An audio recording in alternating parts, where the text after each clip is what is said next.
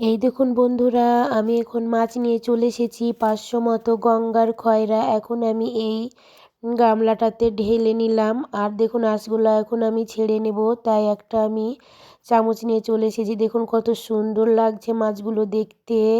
এই মাছ কে কে খান দেখুন কত সুন্দর। তো আমি এখন এই চামচের উল্টো দিক দিয়ে আমি এখন আঁশগুলো ছেড়ে নেব খুব সুন্দর করে। এই মাছের আঁশগুলো কিন্তু খুব চেপে চেপে ছাড়ানো যাবে না। এই মাছের আঁশগুলো খুব চেপে চেপে ছাড়াতে গেলে মাছগুলো একদম ছিঁড়ে ছিঁড়ে যাবে, ভালো লাগবে না। তাই তরতাজা রাখবার জন্য কিন্তু খুব হালকা হাতে আঁশগুলো তুলতে হবে, খুব সাবধানে একদম।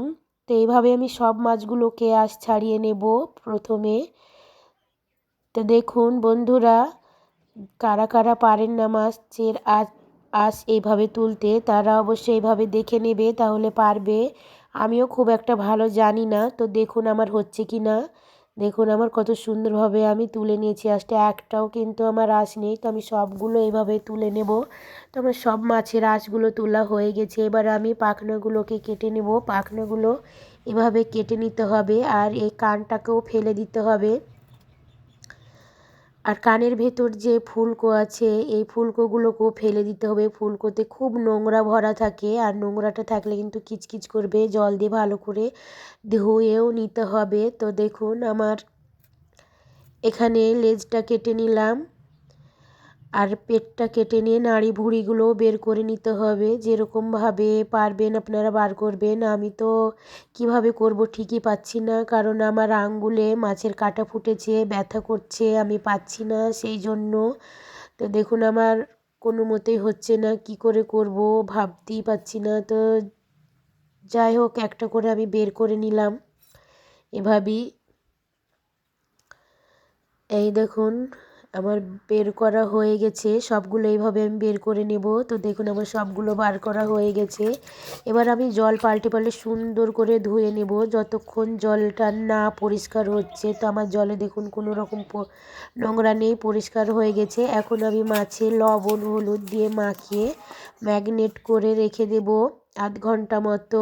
আর আমি এর মধ্যে মশলাটা বেটে নেব। তো মশলাগুলো নিয়ে নিয়েছি কালো সর্ষে, হলুদ সর্ষে, আর পোস্ত আর কাজু বাদাম একসঙ্গে পেস্ট করে নেব। আর তার সঙ্গে দিয়ে দেবো কাঁচা লঙ্কা 5-6টা মতো। আজ আমি কাঁচা লঙ্কা দিয়ে রান্না করব। রসুনের কোয়া দিয়ে দিলাম 5-6টা মতো, আর দিয়ে দিলাম আদা কুচানো, আর একটা নিয়ে নিয়েছি মোটা সাইজের পেঁয়াজ কুচিয়ে নিয়েছি। এগুলোকে আমি শিলনোড়াতে সুন্দর করে পেস্ট করে নিয়ে চলে এসেছি।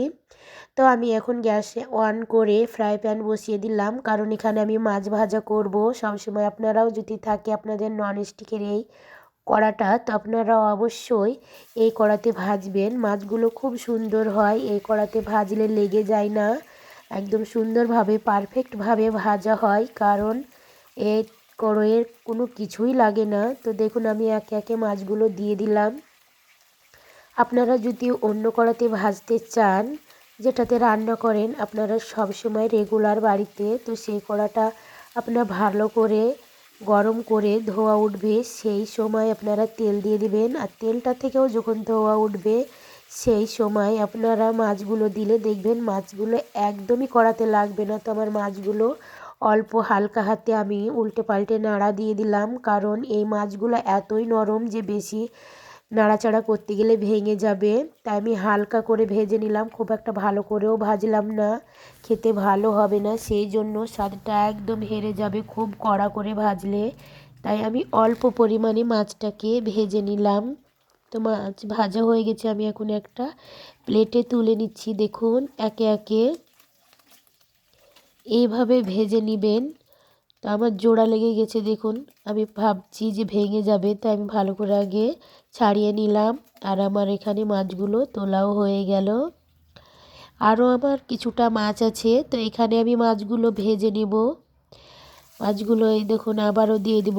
এইভাবে মাছ রান্না করবেন তো বাড়ির সকলে খুব প্রশংসা করবে, খেতে ভালো লাগে। এরকম মাছ হলে তো এক থালা ভাত আপনি নিমেষেই খেয়ে নিতে পারবেন, কোনো অসুবিধা নাই।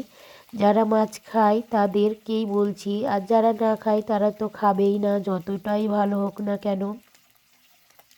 অনেকে মাছ পছন্দ করে, আবার অনেকে পছন্দও করে না। তো আমার এই মাছগুলো ভাজা হয়ে গেছে, আমি তুলে নিলাম। এই দেখুন কত সুন্দর কালার এসেছে। আমি ভেজে নিয়েছি, একটাও ভাঙেনি মাছ, আমার সবগুলোই আস্ত আছে। তো এখানে আমি আরেকটু তেল দিয়ে দিলাম ফোড়নে কালো জিরে কিছুটা, আর এখানে দিয়ে দেবো একটা তেজপাত অর্ধেক করে দিয়ে দিলাম, আর এখানে দিয়ে দেবো আমি ফোড়নে কাঁচা লঙ্কাটাই দিয়ে দেবো, শুকনো লঙ্কা দেবই না। তো আমি ফোড়নটা হালকা একটু ভেজে নেব। ভাজা হয়ে আসলে এখানে আমার সেই মশলা যেটা আমি পেস্ট করে রেখেছি, কালো সর্ষে, হলুদ সর্ষে, কাঁচা লঙ্কা, পোস্ত, কাজু, এসবগুলো পেস্ট আমি সব একসঙ্গে দিয়ে একটু জল দিয়ে নাড়াচাড়া করে নেব। জল যদি না দিই তো আমার মশলাটা পুড়ে গেলে কিন্তু ভালো হবে না। তো এখানে এখন আমি শুকনো মশলাগুলো অ্যাড করে দেব একে একে। দিয়ে দিলাম স্বাদ অনুযায়ী লবণ, হলুদ গুঁড়ো আর একটু কাশ্মীরি লাল লঙ্কা গুঁড়ো কালারের জন্য দিয়ে দিলাম।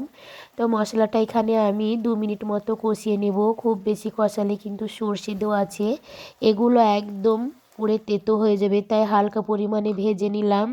দেখুন আমার মশলার ওপর থেকে একদম তেলটা ভেসে উঠেছে, দেখি বুঝতে পারলেন। তো আমি এখন পরিমাণ মতো জল দিয়ে দিলাম, ঝোল যতটা করবেন। এই মাছের বেশি ঝোল করলে কিন্তু ভালো লাগবে না। আর একটা টমেটো আমি আগে থেকে কেটে রেখেছিলাম, দিয়ে দিলাম গোটা গোটা, এইভাবে দেখতে ভালো লাগবে, আবার শক্ত হয়েও থাকবে, তাই খেতে ভালো লাগবে। তো এখানে আমি এখন জলটা ফুটে গেছে খুব সুন্দরভাবে, এখানে আমি মাছগুলো একে একে দিয়ে দেবো এবার। আমার কিন্তু রান্নার শেষ পর্যায়ে চলে এসেছি, আর খুব বেশি দেরি লাগবে না, একদম ঝটপট জলদি হয়ে যাবে, আর ভাতও খেয়ে নিতে পারা যাবে। তো দেখুন আমি কাঁচা লঙ্কা দিয়ে দিলাম 4টে, কাঁচা লঙ্কার ফ্লেভারটা কিন্তু খুব সুন্দর লাগে। আর আমি 2 মিনিটের জন্য ঢাকা দিয়ে দিলাম, আর ঢাকা খুলে দেখছি, দেখুন কতটা সুন্দর আমার গ্রেভি আর মাখো মাখো হয়ে এসেছে, ঝোলটা ফুটছে কত সুন্দরভাবে টগর বগর করে। তো আমি এখানে এখন দিয়ে দেবো কাস্তুরি মেথি। এই মেথিটা দিলে কিন্তু খুব ভালো হয়, যার ঘরে ধনেপাতা না থাকবে এটা দিয়ে দিতে পারেন। আর দিয়ে দিলাম ভাজা জিরে গুঁড়ো, এভাবে ঝাঁকুনি দিয়ে নাড়াচাড়া করে নিলাম। এখন আমি নামিয়ে নেব একটা প্লেটে। দেখুন কতটা সুন্দর, একদম ভালো লাগছে দেখতে, এক থালা ভাত খেয়ে নেবেন। তো দেখুন আমার সবটা হয়ে গেছে, এই পর্যন্তই আজ আমি শেষ করলাম। সকল বন্ধুদের শুভেচ্ছা, ভালো থেকো, সুখে থেকো।